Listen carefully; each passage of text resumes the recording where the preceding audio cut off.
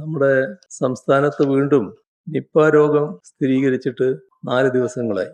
Nipah വൈറസിന്റെ വ്യാപനം തടയാനുള്ള ഏകോപനം ആ രീതിയിൽ ഉണ്ടാകുന്നില്ല. അപ്പോൾ ആ ഏകോപനമില്ലായ്മ ഇപ്പോഴും തുടരുന്ന അവസ്ഥയാണുള്ളത്. ഇത് ഇന്നലെ കോഴിക്കോട് വെച്ച് മാധ്യമപ്രവർത്തകർ കണ്ടപ്പോൾ ഞാൻ സംസാരിച്ചിരുന്നു. അപ്പോൾ അക്കാര്യത്തിൽ ആരോഗ്യമന്ത്രി പ്രതികരിച്ചത് ശരിയായ രീതിയിലല്ല.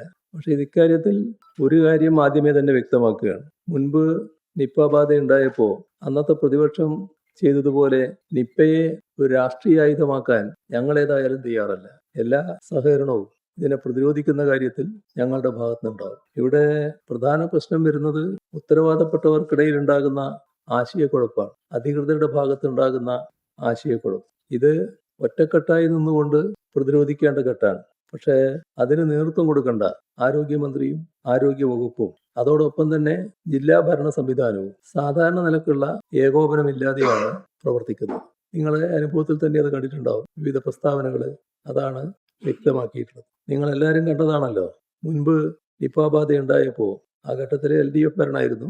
ആ ഘട്ടത്തിൽ ആരാണോ ആരോഗ്യമന്ത്രി, ആ ആരോഗ്യമന്ത്രി നിപ്പ ബാധിത പ്രദേശങ്ങളിൽ ക്യാമ്പ് ചെയ്തുകൊണ്ടാണ് പ്രവർത്തനങ്ങൾ ഏകോപിപ്പിക്കാൻ ശ്രമിച്ചിരുന്നത്. സാധാരണ നിലയിൽ പ്രവർത്തനങ്ങൾ നടക്കും. പക്ഷേ ഇതുപോലൊരു ബാധ ഉണ്ടായാൽ നിപ്പയെ പോലുള്ള ഒരു മാരകമായ പ്രകടശേഷിയുള്ള രോഗം വ്യാപിക്കാനുള്ള സാധ്യത കണ്ടാൽ അത് തടയുന്നതിനുള്ള ഏകോപനം വളരെ പ്രധാനമാണ്. അത് ഉത്തരവാദപ്പെട്ട മന്ത്രി കൂടി ക്യാമ്പ് ചെയ്തുകൊണ്ട് നടത്തുന്ന നിലയാണ് മുൻകാലങ്ങളിൽ കേരളം കണ്ടിരുന്നത്. പക്ഷേ അത്തരം ഒരു ജാഗ്രത എവിടെയും കാണാനില്ല എന്നതാണ് നിർഭാഗ്യകരമായ വശം.